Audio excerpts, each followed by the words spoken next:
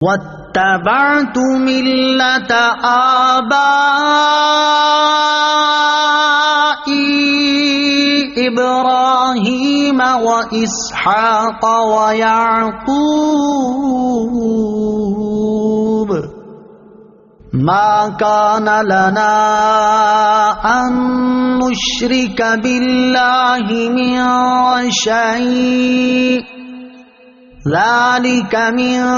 فضل الله علينا وعلى الناس ولكن أكثر الناس لا يشكرون۔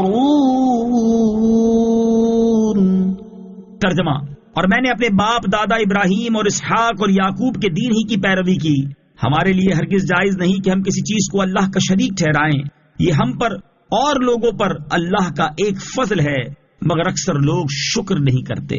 واتبعت ملة آبائي،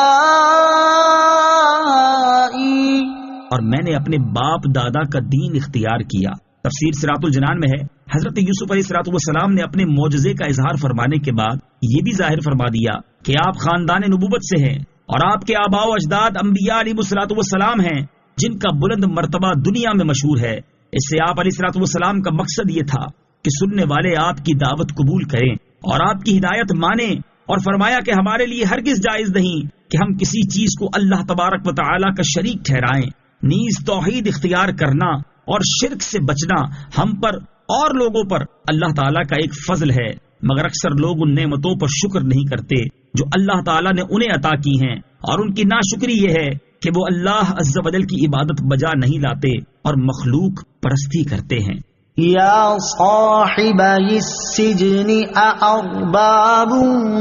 متفرقون خیر ام اللہ الواحد القہار۔ ترجمہ: اے میرے قید خانے کے دونوں ساتھیوں، کیا جدا جدا رب اچھے ہیں یا ایک اللہ جو سب پر غالب ہے؟ یا صاحبی السجن، اے میرے قید خانے کے دونوں ساتھیوں۔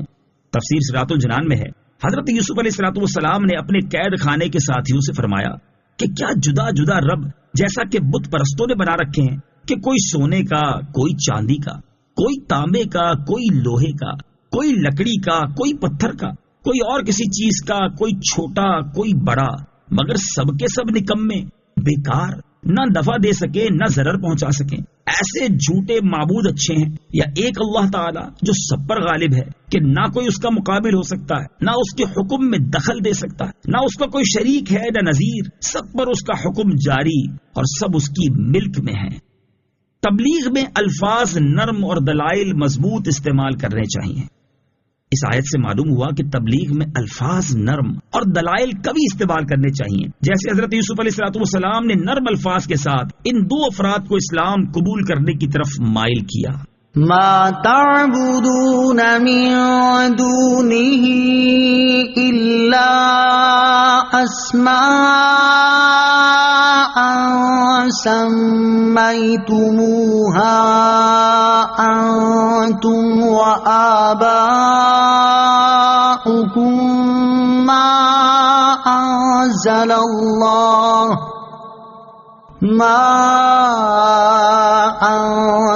الله بها من سلطان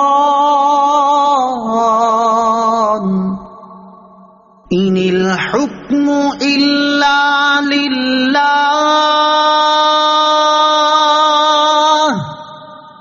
امر الا تعبدوا الا اياه ذلك الدين القيم ولكن اكثر الناس لا يعلمون۔ ترجمہ: تم اس کے سوا صرف ایسے ناموں کی عبادت کرتے ہو جو تم نے اور تمہارے باپ دادا نے تراش لیے ہیں، اللہ نے ان کی کوئی دلیل نہیں اتاری، حکم تو صرف اللہ کا ہے، اس نے حکم دیا ہے کہ اس کے سوا کسی کی عبادت نہ کرو، یہ سیدھا دین ہے، لیکن اکثر لوگ نہیں جانتے۔ ما تعبدون من دونه إلا أسماء، تم اس کے سوا صرف ایسے ناموں کی عبادت کرتے ہو۔ تفسیر صراط الجنان میں ہے، جب حضرت یوسف علیہ السلام نے ان قیدیوں کو جدا جدا خداؤں کے فساد پر آگاہ کیا تو ان کے سامنے بیان کیا کہ ان بتوں کا معبود ہونا دور کی بات ہے، ان کی تو اپنی کوئی حقیقت ہی نہیں۔ چنانچہ فرمایا کہ تم اللہ تعالیٰ کے سوا صرف ایسے ناموں کی عبادت کرتے ہو جو تم نے اور تمہارے باپ دادا نے اپنی جہالت اور گمراہی کی وجہ سے تراش لیے ہیں۔ خارج میں ان کا کوئی وجود ہی نہیں کہ وہ ان ناموں کے مصداق قرار پائیں۔ تم جن کی عبادت کرتے ہو اللہ عز و جل نے ان کے درست ہونے پر کوئی دلیل نہیں اتاری۔ حقیقت یہ ہے کہ اللہ تعالیٰ ہی معبود ہے اور بتوں کی عبادت کرنے کا اللہ تعالیٰ نے حکم نہیں دیا، بلکہ اللہ عز و جل کا حکم وہ ہے جو اس نے اپنے انبیاء کرام علیہم الصلوۃ والسلام کے ذریعے دیا کہ اللہ کے سوا کسی کی عبادت نہ کرو، اور یہی عقل مندی کا تقاضا بھی ہے۔ اللہ تعالیٰ کا عبادت کے لیے خاص ہونا ہی سیدھا دین ہے، لیکن اکثر لوگ دلائل سے جہالت کی وجہ سے نہیں جانتے کہ یہی سیدھا دین ہے، اور وہ فرضی ناموں کی پوجا میں لگے ہوئے ہیں۔ یا صاحبی السجن اما احدکما فیسقی ربه خمرا واما الاخر فیصلب فتأکل الطیر من رأسه قضی الامر الذی فیہ تستفتیان۔ ترجمہ: اے قید خانے کے دونوں ساتھیوں، تم میں ایک تو اپنے بادشاہ کو شراب پلائے گا، اور جہاں تک دوسرے کا تعلق ہے تو اسے سولی دی جائے گی، پھر پرندے اس کا سر کھا لیں گے۔ اس کام کا فیصلہ ہو چکا ہے جس کے بارے میں تم نے پوچھا تھا۔ یا صاحبی السجن، اے قید خانے کے دونوں ساتھیوں۔ تفسیر صراط الجنان میں ہے، جب حضرت یوسف علیہ السلام اللہ تعالیٰ کی وحدانیت کا اقرار کرنے اور صرف اللہ تعالیٰ کی عبادت کرنے کی دعوت دینے سے فارغ ہوئے تو ان کے خواب کی تعبیر بیان فرمائی۔ چنانچہ فرمایا کہ اے قید خانے کے دونوں ساتھیوں، تم میں ایک یعنی بادشاہ کو شراب پلانے والا تو اپنے عہدے پر بحال کیا جائے گا، اور پہلے کی طرح بادشاہ کو شراب پلائے گا، اور 3 خوشے جو خواب میں بیان کیے گئے ہیں اس سے مراد 3 دن ہیں۔ وہ اتنے ہی دن قید خانے میں رہے گا، پھر بادشاہ اس کو بلا لے گا، اور جہاں تک دوسرے یعنی کچن کے انچارج کا تعلق ہے تو اسے سولی دی جائے گی، پھر پرندے اس کا سر کھا لیں گے۔ حضرت عبداللہ ابن مسعود رضی اللہ عنہ فرماتے ہیں کہ تعبیر سن کر ان دونوں نے حضرت یوسف علیہ السلام سے کہا، خواب تو ہم نے کچھ بھی نہیں دیکھا، ہم تو ہنسی کر رہے تھے۔ حضرت یوسف علیہ السلام نے فرمایا کہ اس کام کا فیصلہ ہو چکا ہے جس کے بارے میں تم نے پوچھا تھا، اور جو میں نے کہہ دیا یہ ضرور واقع ہوگا، تم نے خواب دیکھا ہو یا نہ دیکھا ہو، اب یہ حکم ٹل نہیں سکتا۔ وقال للذي ظن أنه ناج منهما اذكرني عند ربك فأنساه الشيطان ذكر ربه فلبث في السجن بضع سنين۔ ترجمہ: اور یوسف نے جس کے بارے میں گمان کیا کہ ان دونوں میں سے وہ بچ جائے گا، اسے فرمایا اپنے بادشاہ کے پاس میرا ذکر کرنا، تو شیطان نے اسے اپنے بادشاہ کے سامنے یوسف علیہ السلام کا ذکر کرنا بھلا دیا، تو یوسف کئی برس اور جیل میں رہے۔ وقال،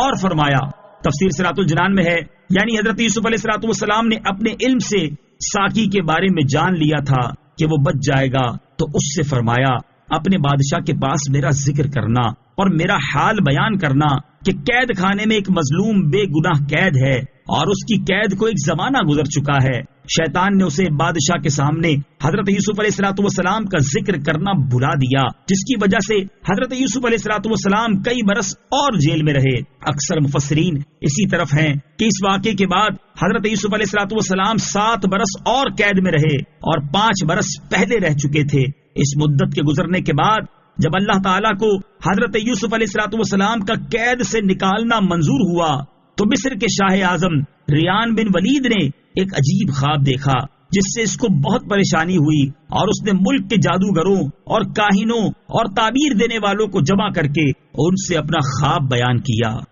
وقال الملك إني أرى 7 بقرات سمان يأكلهن 7 عجاف و7 سنبلات خضر وأخر يابسات يا أيها الملأ أفتوني في رؤياي إن كنتم للرؤيا تعبرون قالوا أضغاث أحلام وما نحن بتأويل الأحلام بعالمين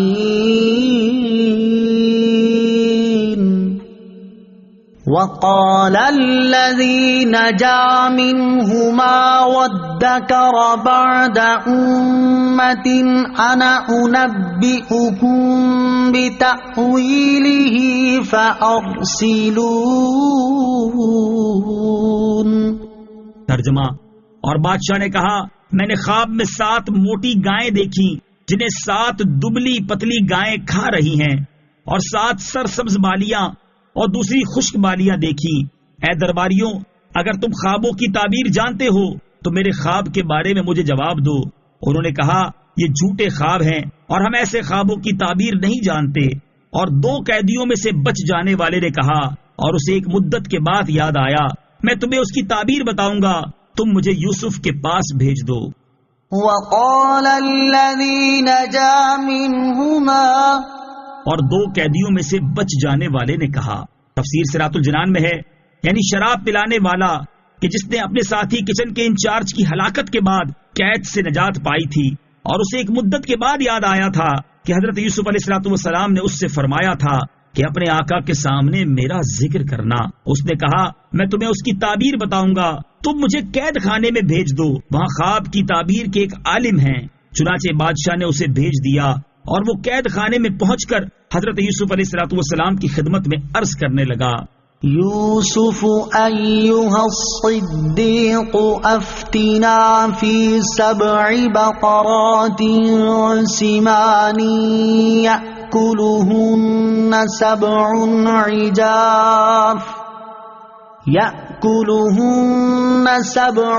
عجاف و7 سنبلات خضر وأخر يابسات لعلی أرجع إلى الناس لعلهم يعلمون. ترجمہ: اے یوسف، اے صدیق، ہمیں ان 7 موٹی گایوں کے بارے میں تعبیر بتائیں جنہیں 7 دبلی گائیں کھا رہی تھیں اور 7 سرسبز بالیوں اور دوسری خشک بالیوں کے بارے میں، تاکہ میں لوگوں کی طرف لوٹ کر جاؤں تاکہ وہ جان لیں. یوسف، اے یوسف. تفسیر صراط الجنان میں ہے یعنی اے یوسف، اے صدیق، ہمارے بادشاہ نے خواب دیکھا ہے کہ 7 موٹی گائیں ہیں جنہیں 7 دبلی گائیں کھا رہی تھیں اور 7 سرسبز بالیاں ہیں اور دوسری خشک بالیاں. ملک کے تمام علماء و حکماء اس کی تعبیر بتانے سے عاجز رہے ہیں. حضرت آپ اس کی تعبیر ارشاد فرما دیں تاکہ میں اس خواب کی تعبیر کے ساتھ بادشاہ اور اس کے درباریوں کی طرف لوٹ کر جاؤں تو وہ اس خواب کی تعبیر جان لیں اور آپ کے علم و فضل اور مقام و مرتبہ کو جان جائیں اور آپ کو اس مشقت سے رہا کر کے اپنے پاس بلا لیں. قال تزرعون 7 سنين دأبا فما حصدتم فذروه في سنبله إلا قليلا مما تأكلون. ترجمہ: یوسف نے فرمایا تم 7 سال تک لگاتار کھیتی باڑی کرو گے تو تم جو کاٹ لو اسے اس کی بالی کے اندر ہی رہنے دو سوائے اس تھوڑے سے غلے کے جو تم کھا لو. قال، فرمایا. تفسیر صراط الجنان میں ہے حضرت یوسف علیہ السلام نے اسے خواب کی تعبیر بتا دی اور فرمایا تم 7 سال تک کھیتی باڑی کرو گے، اس زمانے میں خوب پیداوار ہوگی. 7 موٹی گائیوں اور 7 سبز بالیوں سے اسی کی طرف اشارہ ہے، لہذا تم جو کاٹ لو اسے اس کی بالی کے اندر ہی رہنے دو تاکہ خراب نہ ہو اور آفات سے محفوظ رہے۔ البتہ کھانے کے لیے اپنی ضرورت کے مطابق تھوڑے سے غلے سے بھوسی اتار کر اسے صاف کر لو اور باقی غلے کو ذخیرہ بنا کر محفوظ کر لو۔ انبیاء کرام علیہم الصلوۃ والسلام دین و دنیا کے رازوں سے خبردار ہوتے ہیں۔ اس سے معلوم ہوا کہ نبی دنیاوی اور دینی تمام رازوں سے خبردار ہوتے ہیں، کیونکہ حضرت یوسف علیہ الصلوۃ والسلام نے کاشتکاری کا ایسا قاعدہ بیان فرمایا جو کامل کاشتکار ہی کو معلوم ہوتا ہے کہ بالی یا بھوسے میں گندم کی حفاظت ہے۔ پھر حضرت یوسف علیہ الصلوۃ والسلام کا بادشاہ مصر سے فرمانا کہ مجھے خزانے سپرد کر دو، اور پھر تمام دنیا میں غلہ کی تقسیم کا بہترین انتظام فرمانا، اس سب سے پتہ چلا کہ نبی سلطنت کرنا بغیر سیکھے ہوئے جانتے ہیں۔ ان کا علم صرف شرعی مسائل میں محدود نہیں ہوتا، اور یوں بھی کہہ سکتے ہیں کہ امور سلطنت چلانا بھی دین میں داخل ہیں۔ ثم يأتي من بعد ذلك 7 شداد يأكلن ما قدمتم لهن إلا قليلا مما تحصنون ثم يأتي من بعد ذلك عام فيه يغاث الناس وفيه يعصرون۔ ترجمہ: پھر اس کے بعد 7 برس سخت آئیں گے جو اس غلے کو کھا جائیں گے جو تم نے ان سالوں کے لیے پہلے جمع کر رکھا ہوگا، مگر تھوڑا سا بچ جائے گا جو تم بچا لو گے۔ پھر ان 7 سالوں کے بعد 1 سال ایسا آئے گا جس میں لوگوں کو بارش دی جائے گی اور اس میں رس نچوڑیں گے۔ ثم يأتي من بعد ذلك، پھر اس کے بعد آئیں گے۔ تفسیر صراط الجنان میں ہے، یعنی ان 7 سرسبز سالوں کے بعد لوگوں پر 7 سال سخت قحط کے آئیں گے، جن کی طرف دبلی گایوں اور سوکھی بالیوں میں اشارہ ہے۔ جو غلہ وغیرہ تم نے ان 7 سالوں کے لیے جمع کر رکھا ہوگا وہ سب ان سالوں میں کھا لیا جائے گا، البتہ تھوڑا سا بچ جائے گا جو تم بیج کے لیے بچا لو گے تاکہ اس کے ذریعے کاشت کرو۔ حفاظتی تدابیر کے طور پر کچھ بچا کر رکھنا توکل کے خلاف نہیں۔ اس سے معلوم ہوا کہ حفاظتی تدابیر کے طور پر آئندہ کے لیے کچھ بچا کر رکھنا توکل کے خلاف نہیں، بلکہ حکومت کرنے والوں کی ذمہ داری ہے کہ اناج اور دیگر ضروریات کے حوالے سے ملکی ذخائر کا جائزہ لیتے رہیں اور اس کے مطابق حکمت عملی ترتیب دیں، بلکہ زر مبادلہ کے جو ذخائر جمع کر کے رکھے جاتے ہیں ان کی اصل بھی اس آیت سے نکالی جا سکتی ہے۔ اسی طرح کسی شخص کا ان لوگوں کے لیے کچھ بچا کر رکھنا جن کا نان نفقہ اس کے ذمے ہے، یہ بھی توکل کے خلاف نہیں، جیسا کہ امام محمد غزالی رحمت اللہ تعالی نے فرماتے ہیں، جہاں تک عیال دار کا تعلق ہے تو بال بچوں کے لیے 1 سال کا خرچ جمع کرنے سے توکل کی تعریف سے نہیں نکلتا۔ اعلیٰ حضرت امام احمد رضا خان علیہ رحمت الرحمان فرماتے ہیں، عیال کی کفایت یعنی کفالت شرع نے اس پر فرض کی، وہ ان کو توکل و تبتل و صبر علی الفاقہ پر مجبور نہیں کر سکتا۔ اپنی جان کو جتنا چاہے کسے، مگر ان کو خالی چھوڑنا اس پر حرام ہے۔ رسول اللہ صلی اللہ تعالی علیہ وسلم فرماتے ہیں، کفا بالمرء اثما ان یضیع من یقوت، آدمی کے گناہگار ہونے کے لیے اتنا ہی کافی ہے کہ جس کا قوت یعنی نفقہ اس کے ذمے ہے اسے ضائع چھوڑ دے۔ اسی مقام پر اعلیٰ حضرت رحمت اللہ تعالی کے ذکر کردہ مزید کلام کا خلاصہ یہ ہے کہ حضور پرنور سید المتوکلین صلی اللہ تعالی علیہ وآلہ وسلم اپنے نفس کریم کے لیے کل کا کھانا بچا کر رکھنا پسند نہ فرماتے۔ ایک بار خادمہ رضی اللہ تعالی عنہا نے پرندے کا بچا ہوا گوشت دوسرے دن حاضر کیا تو ارشاد فرمایا، أَلَمْ أَنْهَكِ أَن تَرْفَعِي شَيْئًا لِغَدٍ إِنَّ اللَّهَ يَأْتِي بِرِزْقِ كُلِّ غَدٍ، کیا ہم نے منع نہ فرمایا کہ کل کے لیے کچھ اٹھا کر نہ رکھنا، کل کی روزی اللہ عز و جل کل دے گا۔ اور اپنے اہل و عیال کے معاملے میں آپ علیہ الصلوۃ والسلام کا طرز عمل یہ تھا کہ آپ ان کے لیے سال بھر کا غلہ جمع فرما دیتے تھے۔ چنانچہ امیر المومنین حضرت فاروق اعظم رضی اللہ تعالیٰ عنہ سے روایت ہے کہ بنو نزیر کے اموال ان اموال میں سے تھے جو اللہ تعالیٰ نے اپنے حبیب صلی اللہ تعالیٰ علیہ وسلم پر لوٹا دیے تھے۔ مسلمانوں نے انہیں حاصل کرنے کے لیے نہ گھوڑے دوڑائے تھے نہ اونٹ۔ یہ اموال خاص طور پر نبی کریم علیہ الصلوۃ والسلام کے تصرف میں تھے۔ آپ علیہ الصلوۃ والسلام ان اموال میں سے 1 سال کا خرچ نکال لیتے اور جو مال باقی بچتا اسے جہاد کی سواریوں اور ہتھیاروں کی تیاری پر خرچ کرتے تھے۔ امام محمد غزالی رحمت اللہ تعالی فرماتے ہیں آپ علیہ الصلوۃ والسلام نے جو اپنے گھر والوں کے لیے 1 سال کا خرچ جمع کیا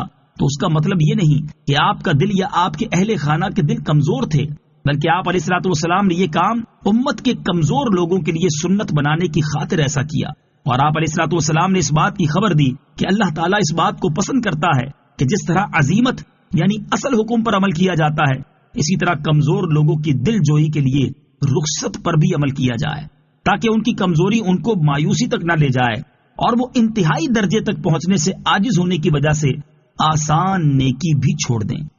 ثم يأتي من بعد ذلك عام، پھر ان کے بعد 1 سال آئے گا۔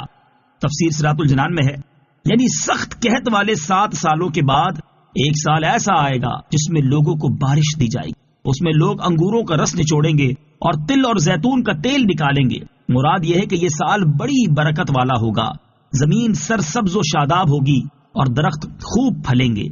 وقال الملك ائتوني به فلما جاءه الرسول قال ارجع إلى ربك فاسأله ما بال النسوة اللاتي قطعن أيديهن ان ربی بکیدہن علیم۔ ترجمہ، اور بادشاہ نے حکم دیا کہ انہیں میرے پاس لے آؤ۔ جب ان کے پاس قاصد آیا تو یوسف نے فرمایا اپنے بادشاہ کی طرف لوٹ جاؤ، پھر اس سے پوچھو کہ ان عورتوں کا کیا حال ہے جنہوں نے اپنے ہاتھ کاٹے تھے، بے شک میرا رب ان کے مکر کو جانتا ہے۔ وقال الملك، اور بادشاہ نے حکم دیا۔ تفسیر صراط الجنان میں ہے ساقی جب حضرت یوسف علیہ الصلوۃ والسلام سے یہ تعبیر سن کر واپس ہوا اور بادشاہ کی خدمت میں جا کر تعبیر بیان کی، بادشاہ کو یہ تعبیر بہت پسند آئی اور اسے یقین ہوا کہ جیسا حضرت یوسف علیہ الصلوۃ والسلام نے فرمایا ہے ضرور ویسا ہی ہوگا۔ بادشاہ کو شوق پیدا ہوا کہ اس خواب کی تعبیر خود حضرت یوسف علیہ الصلوۃ والسلام کی زبان مبارک سے سنے، چنانچہ اس نے حکم دیا کہ حضرت یوسف علیہ الصلوۃ والسلام کو میرے پاس لے آؤ تاکہ میں ان کی زیارت کروں، کیونکہ انہوں نے خواب کی اتنی اچھی تعبیر بیان کی ہے۔ جب قاصد حضرت یوسف علیہ الصلوۃ والسلام کے پاس آیا اور اس نے حضرت یوسف علیہ الصلوۃ والسلام کی خدمت میں بادشاہ کا پیام عرض کیا تو آپ نے فرمایا اپنے بادشاہ کی طرف لوٹ جاؤ، پھر اس سے درخواست کرو کہ وہ تفتیش کرے کہ ان عورتوں کا کیا حال ہے جنہوں نے اپنے ہاتھ کاٹے تھے، بے شک میرا رب عز و جل ان کے مکر کو جانتا ہے۔ یہ آپ علیہ الصلوۃ والسلام نے اس لیے فرمایا تاکہ بادشاہ کے سامنے آپ کی براءت اور بے گناہی ظاہر ہو جائے اور اس کو یہ معلوم ہو کہ یہ لمبی قید بلا وجہ ہوئی، تاکہ آئندہ حاسدوں کو الزام لگانے کا موقع نہ ملے۔ اس سے معلوم ہوا کہ تہمت دور کرنے میں کوشش کرنا ضروری ہے۔ قال ما خطبكن اذ راوتن يوسف عن نفسه قلنا حاش لله ما علمنا عليه من سوء قالت امرأة العزيز الآن حصحص الحق أنا راودته عن نفسه وإنه سبحان اللہ، ہم نے ان میں کوئی برائی نہیں پائی۔ عزیز کی عورت نے کہا اب اصل بات کھل گئی، میں نے ہی ان کا دل لبھانا چاہا تھا اور بے شک وہ سچے ہیں۔ وقال الملك، بادشاہ نے کہا۔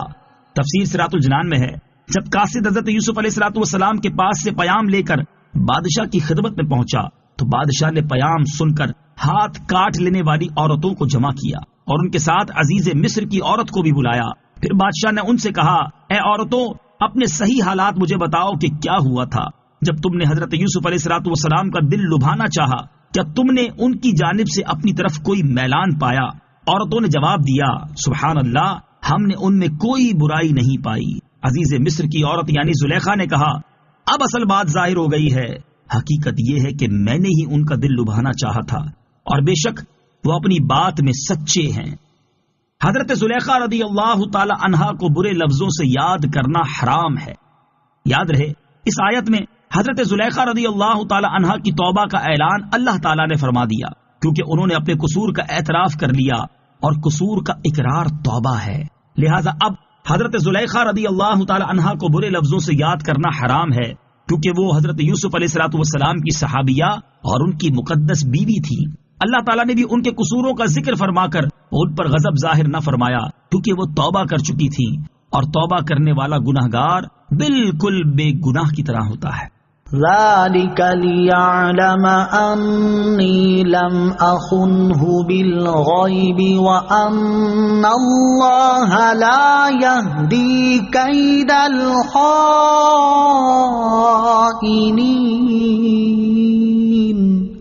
ترجمہ، یوسف نے فرمایا یہ میں نے اس لیے کیا تاکہ عزیز کو معلوم ہو جائے کہ میں نے اس کی عدم موجودگی میں کوئی خیانت نہیں کی، اور اللہ خیانت کرنے والوں کا مکر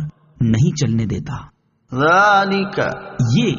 تفسیر صراط الجنان میں ہے۔ بادشاہ نے حضرت یوسف علیہ الصلوۃ والسلام کے پاس پیغام بھیجا کہ عورتوں نے آپ کی پاکی بیان کی، اور عزیز کی عورت نے اپنے گناہ کا اقرار کر لیا ہے۔ اس پر حضرت یوسف علیہ الصلوۃ والسلام نے فرمایا میں نے قاصد کو بادشاہ کی طرف اس لیے لوٹایا تاکہ عزیز کو معلوم ہو جائے کہ میں نے اس کی غیر موجودگی میں اس کی بیوی میں کوئی خیانت نہیں کی، اور اگر بالفرض میں نے کوئی خیانت کی ہوتی تو اللہ تعالیٰ مجھے اس قید سے رہائی عطا نہ فرماتا، کیونکہ اللہ تعالیٰ خیانت کرنے والوں کا مکر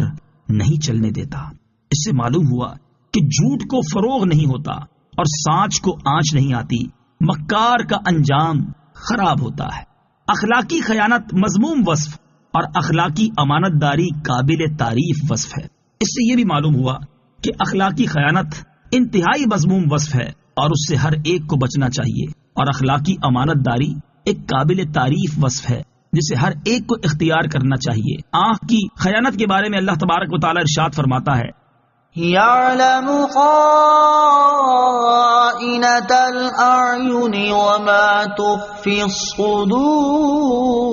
ترجمہ، اللہ آنکھوں کی خیانت کو جانتا ہے اور اسے بھی جو سینے چھپاتے ہیں۔ اخلاقی خیانت کرنے والوں سے متعلق حضرت بریدہ رضی اللہ تعالی عنہ سے روایت ہے، رسول کریم صلی اللہ تعالی علیہ وسلم نے ارشاد فرمایا گھروں میں بیٹھ رہنے والوں پر مجاہدین کی عورتوں کی حرمت ان کی ماؤں کی حرمت کی طرح ہے، اور گھروں میں بیٹھ رہنے والوں میں سے جو شخص مجاہدین میں سے کسی کے گھر والوں میں اس کا نائب بنے اور اس کے گھر بار کی دیکھ بھال کرے اور وہ اس مجاہد کے اہل خانہ میں خیانت کرے تو قیامت کے دن اسے کھڑا کیا جائے گا اور مجاہد اس کی نیکیوں میں سے جو چاہے گا لے لے گا۔ اس مجاہد کی نیکیاں لینے کے بارے میں تمہارا کیا خیال ہے؟ حضرت فضالہ بن عبید رضی اللہ تعالیٰ سے روایت ہے، رسول اللہ صلی اللہ تعالی علیہ وسلم نے ارشاد فرمایا 3 شخص ایسے ہیں جن کے بارے میں سوال نہیں ہوگا اور انہیں حساب کتاب کے بغیر ہی جہنم میں داخل کر دیا جائے گا۔ ان میں سے ایک وہ عورت جس کا شوہر اس کے پاس موجود نہ تھا اور اس شوہر نے اس کی دنیاوی ضروریات جیسے نان نفقہ وغیرہ پوری کی، پھر بھی عورت نے اس کے بعد اس سے خیانت کی۔